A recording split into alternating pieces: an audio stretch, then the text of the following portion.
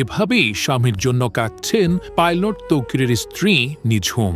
যেন কোনোভাবেই মানতে পারছেন না তাকে একা রেখে তার স্বামী পৃথিবী ছেড়ে চলে গেছে। কাঁদতে কাঁদতে বারবার অচেতন হয়ে পড়ছেন নিঝুম।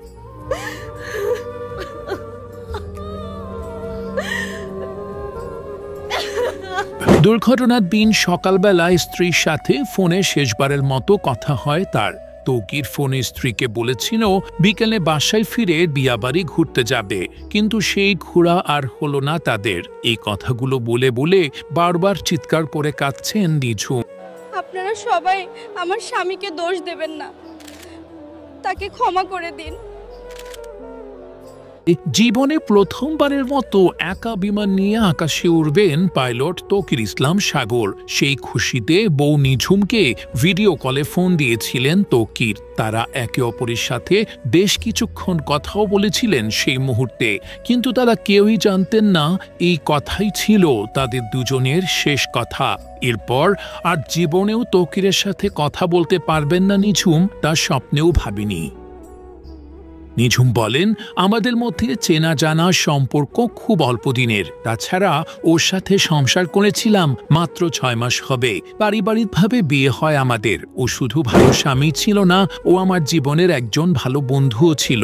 কখনো আমাকে কষ্ট দিয়ে কোনো কথা বলেনি তৌকির। আমাদের বন্ধু বান্ধবের কাপল গ্রুপের মধ্যে সবাই তৌকির ও আমাকে খুব পছন্দ করে।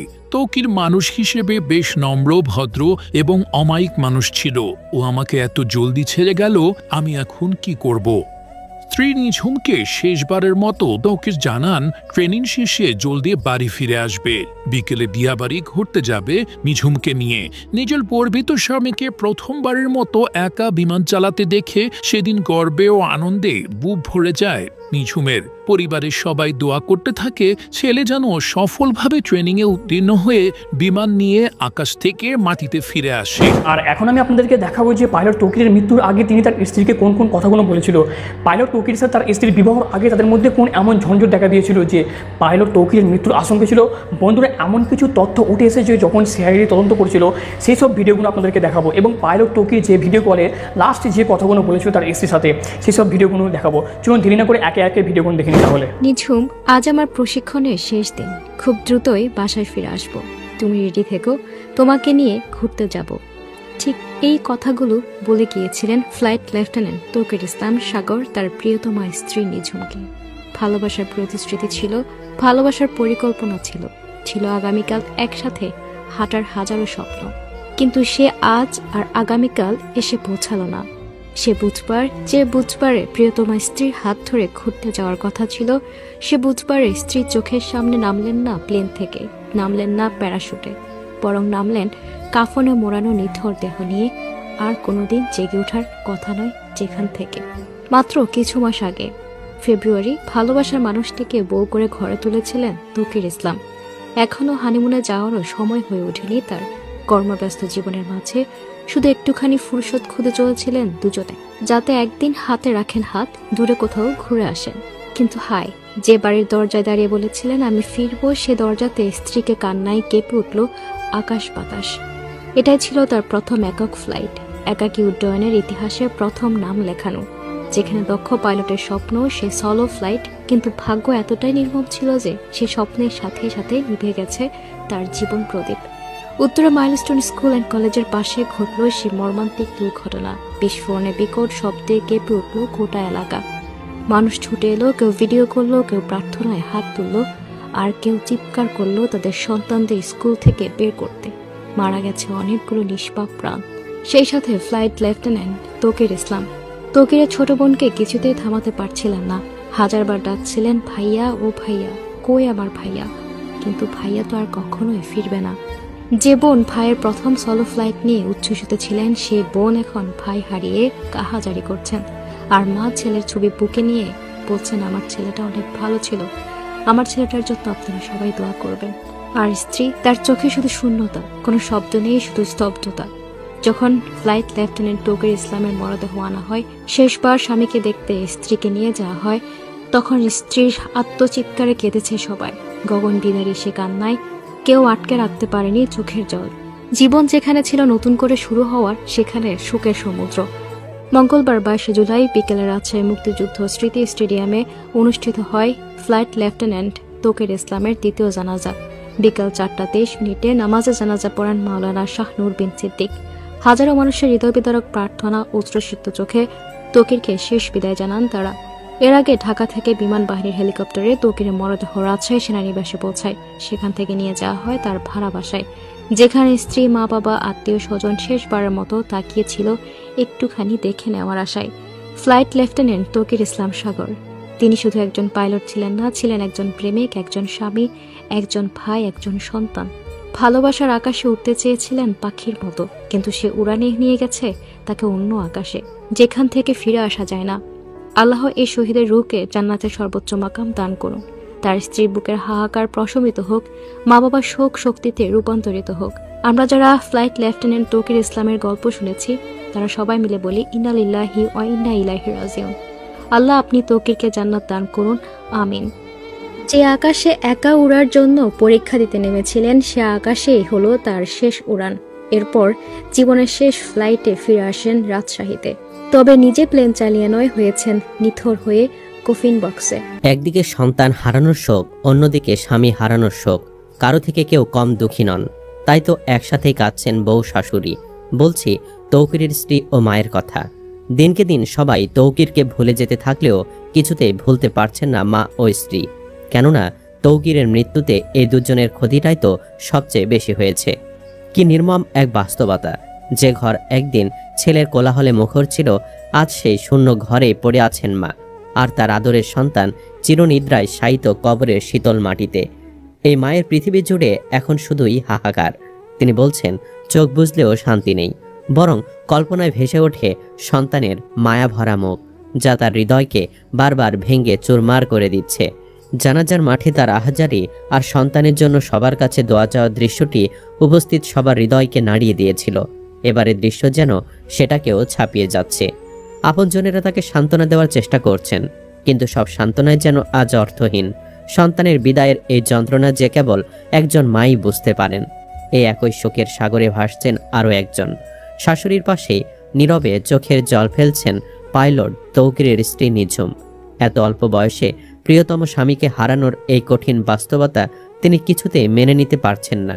তাদের সাজানো সংসারের পথ চলা তো মাত্রই শুরু হয়েছিল। হাজারো স্বপ্ন আর ভালোবাসায় ভরা ছিল তাদের নতুন জীবন।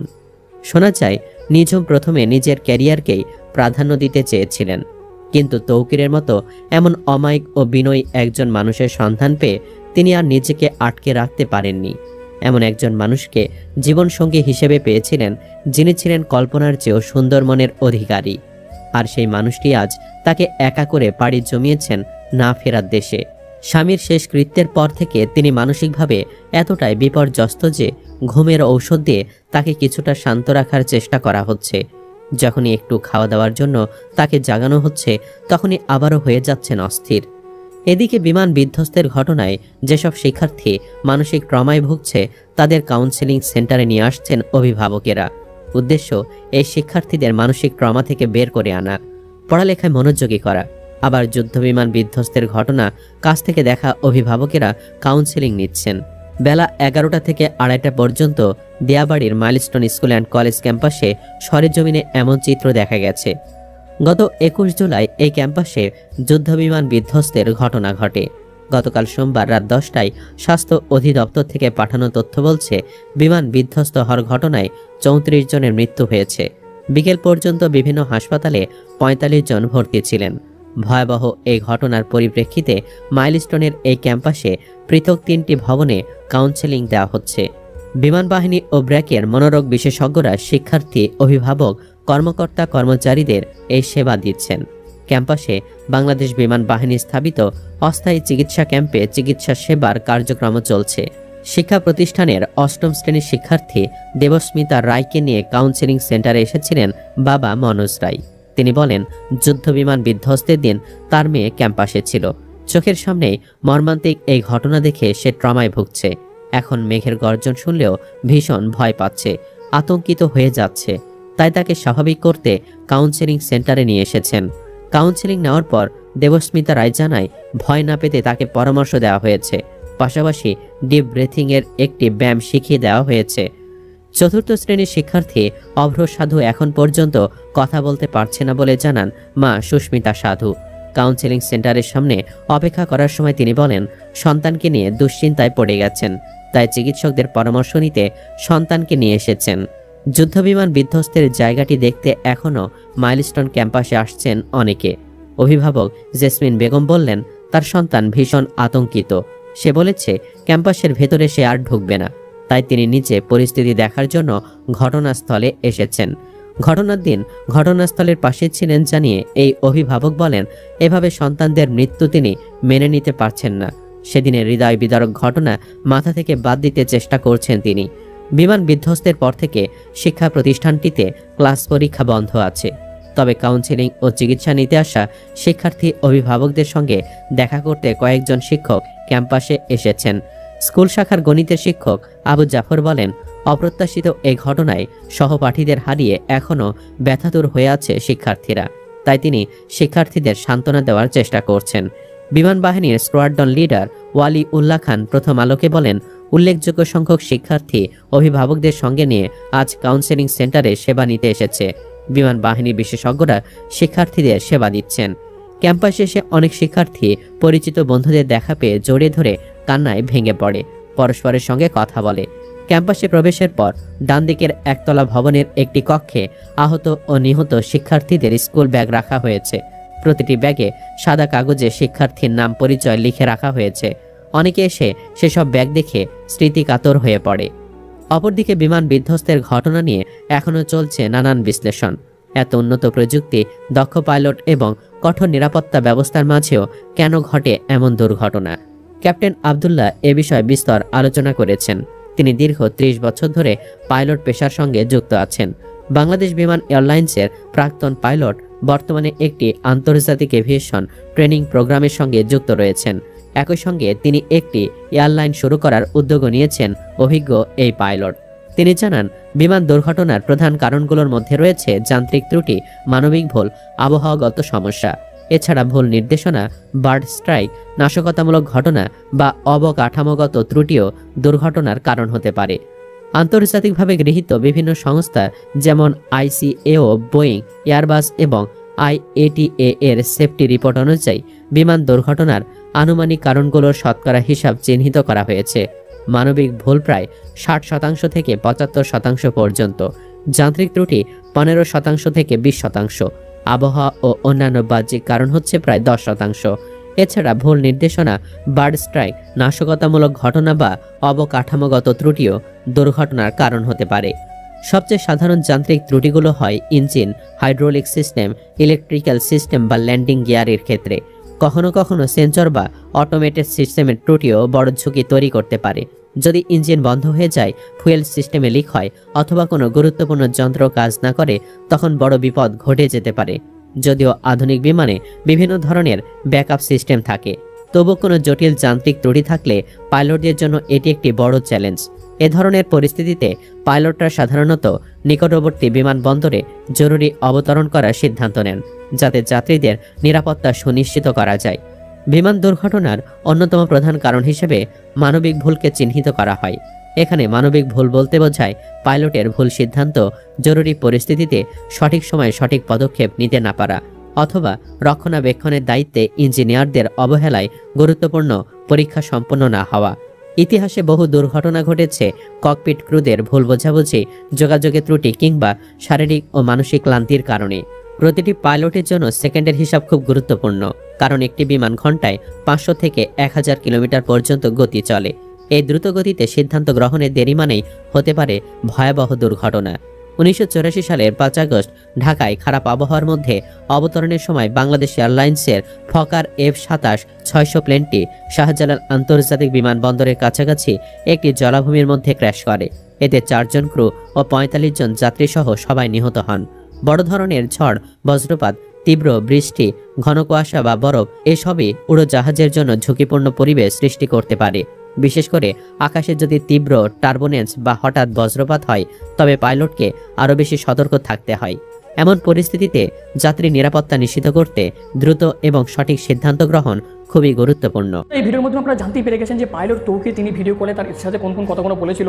তিনি একেবারে ভাগ্য তার খারাপ, তার নিজের ছোটো বাচ্চাটিকেও তিনি দেখে যেতে পারছিলেন না। বন্ধুরা, ভিডিওটি ভালো লাগলে লাইক করবেন, কমেন্টে জানিয়ে দেবেন। ধন্যবাদ, ভালো থাকেন, সুস্থ থাকেন, নিজের খেয়াল রাখবেন।